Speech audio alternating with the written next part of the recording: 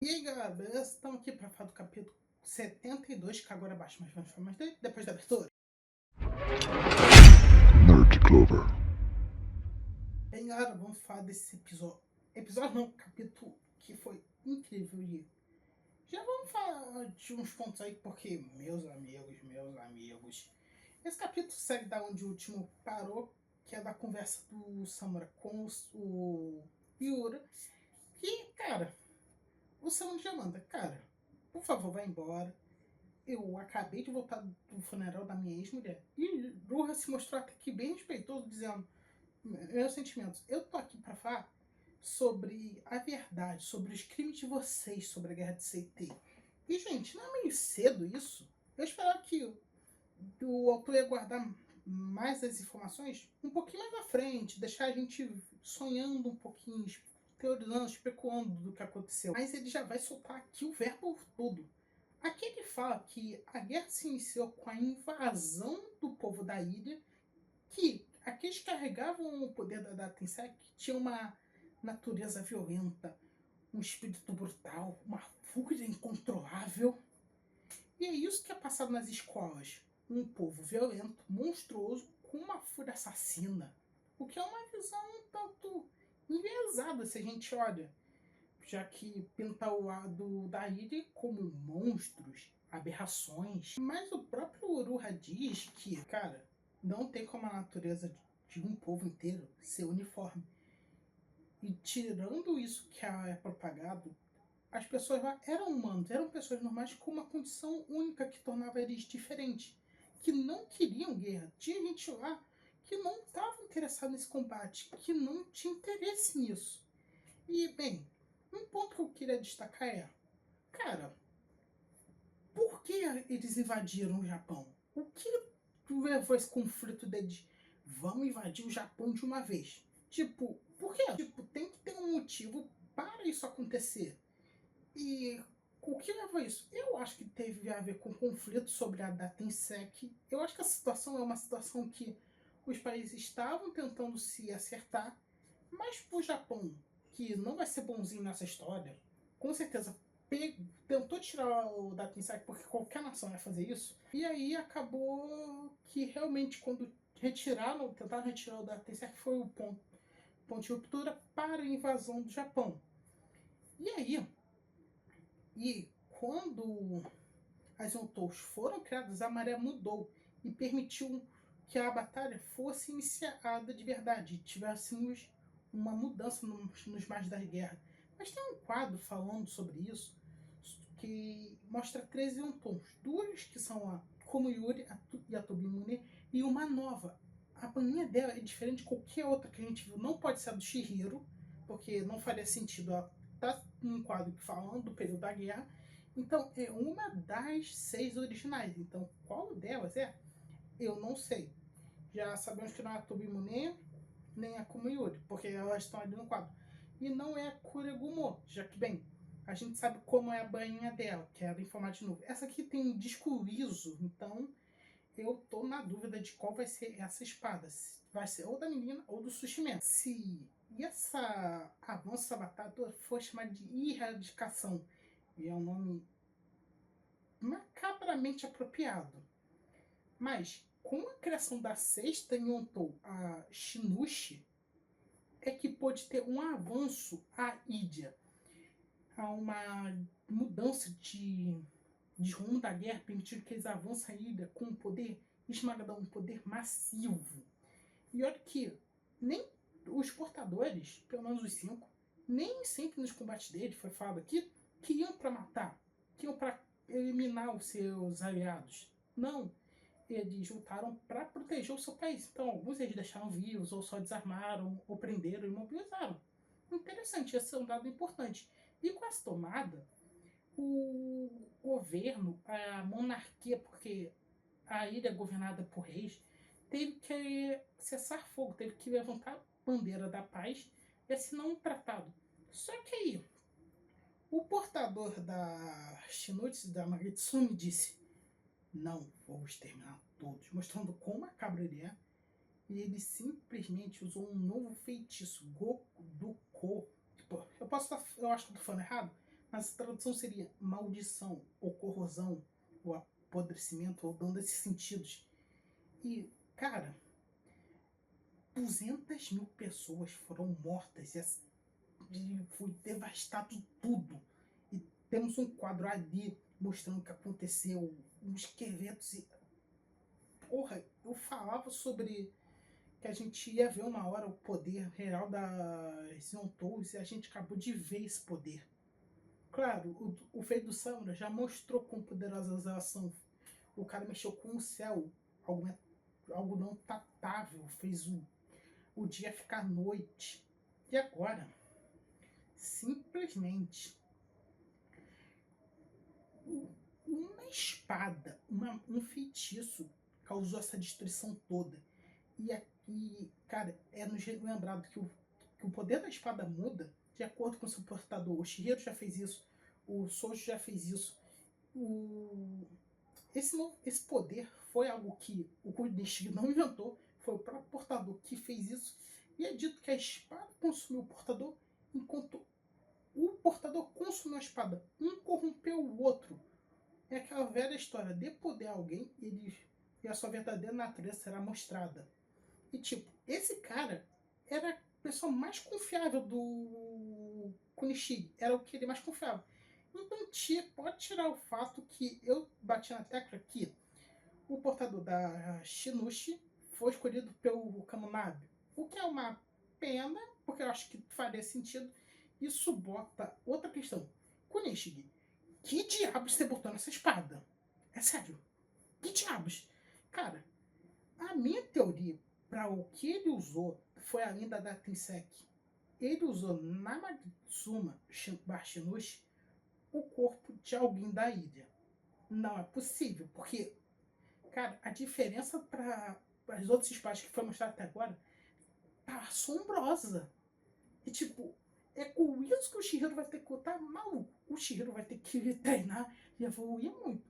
Kunishi, o que você botou de especial na Magatsuma, tu botou o oposto na Shinushi, na Enten, pra ser especial também e ser capaz de parar a Magatsuma. Porque, mano, que porra foi essa? Que foi isso? Tá louco, minha gente? E durante toda essa conversa, cara, o Uruha não condena os portadores, porque sabe que eles estavam lidando com uma guerra, eles tinham que proteger, mas ele condena o cara, o Kensei, e para derrotar o Kensei foi preciso os outros 5 portadores. Então, vamos pensar um pouquinho. Um tá morto, um a gente não sabe o resultado. Temos o Samura, a menininha e o Sushimen. 3 dos originais. Da nova geração. Shihiro, Hirohiko e talvez o Kurigiri. Tipo, só do Kurigiri que a gente sabe que tem uma maestria absurda. Shihiro tá se tornando Hirohiko. Se esse cara sair, vai ser um problema gigantesco atualmente. Porque dos originais, só podemos supor que temos 3. 4. E acho que esse é um bom momento de falar aqui. Que não, vamos deixar mais pra frente. E por que ele disse tudo isso? E porque ele veio trazer uma profecia pro Samura, que isso chama a atenção dele, mas o Samura, durante toda a conversa, só sentando aqui, se pergunta: como é que ele sabe? Isso é uma boa pergunta. Como o Uruha sabe de todas essas informações? Será que ele é alguém da ilha? Antes a gente comentou, e eu acho que eu comentei que eu achava que o Uruha não poderia ser, ou que ele seria. Eu fiquei entre esses dois extremos. Eu acho que agora tá pendendo para ele ser mais da ilha, e talvez ele possa ser um dos sobreviventes que veio. Isso é a mãe do Shihiro, na minha teoria, que eu pincelei um pouquinho para vocês. For da ilha também, eu tenho certeza que isso vai botar um alvo nas costas dele se o P6 sair. E qual profecia é? A profecia é: enquanto o Kensei e a Magatsuma existir, aquela maldição acontecerá de novo, mas dessa vez no Japão. Cara, que doideira. Porque, mano, aquele poder ser lançado e destruir o Japão. Vai, pelo menos faz a Magatsuma e o Keisei serem nível país. Porque ele conseguiu destruir uma ilha. Meus amigos, o que essa história tá guardando? Porra, vai ser osso. E daí o Uro foi embora, porque quem acordou e foi ali ver, foi a Iori, que escutou essa conversa toda. E o interessante é que, parte desse flashback, possa ser a Iori contando essa história pro pessoal do não do Kamunabi, do Magatsumi e o Shihiro. Cara, se essa informação toda chega no Shihiro, ele vai entrar em crise, porque imagina o que ele vai pensar. Mano, o que meu pai fez? Por quê? Que espada é essa? Ele vai entrar em choque, em parafuso. O pai dele, a imagem que ele tinha do pai dele já foi abalada algumas vezes, mas agora, saber que a criação dele causou uma chacina, todos os ensinamentos que ele teve, vai fazer o Shihiro entrar em um novo nível de quebra ou desilusão com o pai, que vai pesar muito na consciência dele. E daí, vemos o Samura indo para o Kamunabi, conversando com aquele velho baixinho lá, que era um dos 3 anciões. Eles conversam um pouco, o Samura tira um pouquinho, dizendo que seus movimentos estão do som, dos movimentos dele tá estranho. Só que, você é o jovem apetolante, quer brincar um pouco? E quando ele quis brincar, voltar. E é nos revelado que esse cara conseguiu derrotar o Shiba e o Azami com artes marciais. E ele ainda tirou com a cara dele, dizendo: você não ia me encher de surra? E tipo, mostrando que esse cara é forte. E se ele é forte assim, imagina os outros dois anciões, porque, cara, eu agora tô curioso para ver a força desses caras. E ele e o Samura dá todas as informações sobre ele. O Samura diz que, olha, ele tem que ter alguma relação com a guerra, mas eu não reconheci o cheiro nem a voz dele. E o cara fica tipo, tá, que situação, porque ele diz, olha, essa profecia, mesmo que a gente recebeu de um monge que é do nosso, que diz sobre isso, só que a gente não tem a confirmação se isso vai acontecer ou não, porque é um grande e se, é uma grande possibilidade. A gente tá com o Keisei preso, e a Magatsuma tá selada longe deles. Eles acreditam que quando eles estiverem separados, não tem como dar ruim, não tem com essa possibilidade de vir à tona. Mas olha, pelo que a gente viu no Leilão Hakuzashi, tem sim, e muito, vamos ser sinceros. O cara reconhece que é preocupante o Uroha saber de tudo isso, mas que não é para o Samura se preocupar, não é para fazer nada, e que eles não podem matar o Keisei, porque, pelo que ele fez, era óbvio que seria um crime de guerra. E eles não permitiriam que ele vivesse, porque ele não viveu e porque eles esconderam essa informação. Isso foi para o Uroha. Para evitar o caos do pós-guerra, e ainda de um país que estava se reconstruindo, foi optado esconder toda a história e prender o Keisei, mudando todo a narrativa e pintando ele como um herói de guerra em vez do maior criminoso que o país tem até agora. E tipo, essa é a ideia. E por que eles não podem matar o Keisei? Por quê? É nos explicado mais um ponto do contrato vitalício. Que todas as espadas, pelo menos das 6 originais, estão conectadas a Shinushi. O contrato vitalício era uma magia que juntava vida e morte. Uma ligação muito difícil, porque é um feitiço de alto nível. E como era difícil fazer um contrato individual para todo mundo, foi decidido que o núcleo principal seria Magatsuma, e se os portadores tentarem matar ele, todos os outros portadores vão morrer. E eles não querem isso, porque os outros 5 foram heróis, eles voltaram para proteger. Eles não fizeram a chacina, não participaram do que o Keisei fez. Eles não merecem a morte. E tipo, é verdade. O Samura realmente se vê como um criminoso por ter matado? É. Mas eles, pelo que eles disseram, nem todas as lutas eles finalizaram seus inimigos, tiraram vidas, eles lutaram para proteger. Então não coloco eles no mesmo patamar que o Keisei. E agora vamos falar do Uroha. O Uroha pode estar vivo? Olha, eu acho que pode. Desde que o Chihiro voltou, circulou a teoria que o Uruha pode voltar, e esse capítulo dá muito mais força, porque se o Samura matar os portadores e reviver eles depois, isso permitirá que eles não estejam sob contrato e o Samura se sacrifique ele mesmo e as pessoas do Rishaku para matar o Keisei sem machucar os amigos dele, e ainda só ele morreria, e eu acho que ele veria isso como: eu estou limpando a minha culpa, me livrando dessa culpa, eu estou limpando os meus pecados, vendo como um ato de redenção para si mesmo. E tipo, eu não posso culpar ele, eu acho que eu não posso culpar o Samura por pensar nisso. A ideia dele faz sentido, mas é uma carga muito pesada. No capítulo que o Uruha estava conversando com o Samura antes de matá-lo, o Uruha diz: você vai carregar isso sozinho? Mostrando que o Uruha fazia ideia do que o Samura estava falando e do que ele estava planejando. Então é possível o Uruha voltar, aí teremos 4 portadores e ainda uma melhor chance para lidar com o Keisei caso ele fuja. Mas aí o Uruha não teria mais a magia dele, a Kumayoji estaria com o Hirohiko. Vamos esperar para ver o que o autor vai fazer. E, gente, o Chihiro tá nessa equação? Olha, eu acho que é um grande não.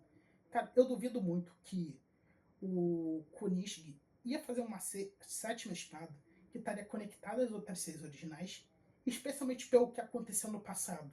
Eu tenho certeza que, como ele estava em uma época de paz, quando ele criou com seu próprio contrato vitalício, sem vinculação nenhuma, e como está todo mundo falando, possivelmente a Inten foi feita para parar a Magatsuma. E isso vai mostrar um potencial maior.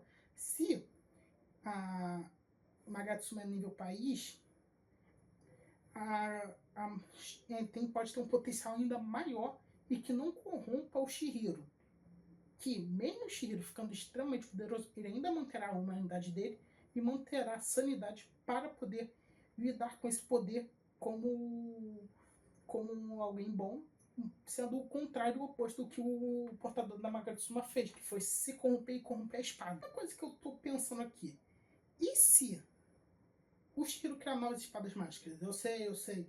Todo esse caos que nasceu pelas espadas mágicas para dar certo por essa guerra. Mas e se ele criar espadas mágicas para bater de frente com a Shinushi, que não corrompam os seus portadores e nem eles se corrompam, assim, dando um poder para um grupo de, vamos dizer, sete pessoas contando com o Shiro, assim tendo pessoas capacitadas e com poder para enfrentar o inimigo. E ainda, eu vou além, as espadas que o Shiro possa vir a fazer, tendo conhecimento a mais da Tensei, se ele puder estudar ela, seria que as pessoas não perderiam suas magias, manteriam a própria magia e ainda teriam os poderes das magias das espadas. Cara, isso seria doido, porque se isso viesse a acontecer, significaria que teríamos novos portadores que teriam espadas para bater de frente com a Magatsuma, um poder monstruoso. Seria interessante ver. E talvez isso fosse algo que o Uruha está planejando, fazer o Shihiro criar novas espadas mágicas, caso o plano dele dê ruim. E o Chaco é bonzinho, né, Paulo? Tenho certeza que eles vão fazer alguma coisa vilã. Eles já fizeram algumas coisas que não vai ser bom, não vai ser mal, vai tirar essa ideia que a gente está tendo de bons samaritanos. Vai ter algum Miguel aí. E depois de ter uma conversa com o cara dizendo: olha, você está tendo uma filha agora, pensa no futuro. Aí que está o start do Samurai. Ele está pensando no futuro. O futuro para a filha dele. Que a gente vê ela no dojo mostrando ela já treinando, tendo aprendido seu estilo sem olhar. Que ela, por ela viver com o Samurai, tentar imitá-lo, ela conseguiu criar esse estilo. E como ela fica com os olhos abertos, ela tem medo. Então é melhor deixar ela com os olhos fechados. E quando ela vai falar com o Samurai, ela diz: tu viu, pai? Eu vou ficar forte e te proteger. Cara, isso me confirma que ela agora vai atrás do Samura para, com certeza, não expor nele, mas para reatar os laços e ainda proteger o pai dele e ajudar ele a não morrer para esse grande peso de responsabilidade que ele está puxando para si mesmo. E, cara, esse capítulo deu muita informação, mas também deu muita pergunta, como eu fiz no início do vídeo. Cara, é loucura. Eu tô com a minha mente explodindo. Esse capítulo foi louco. Eu vou trazer minha teoria da mãe do Chihiro.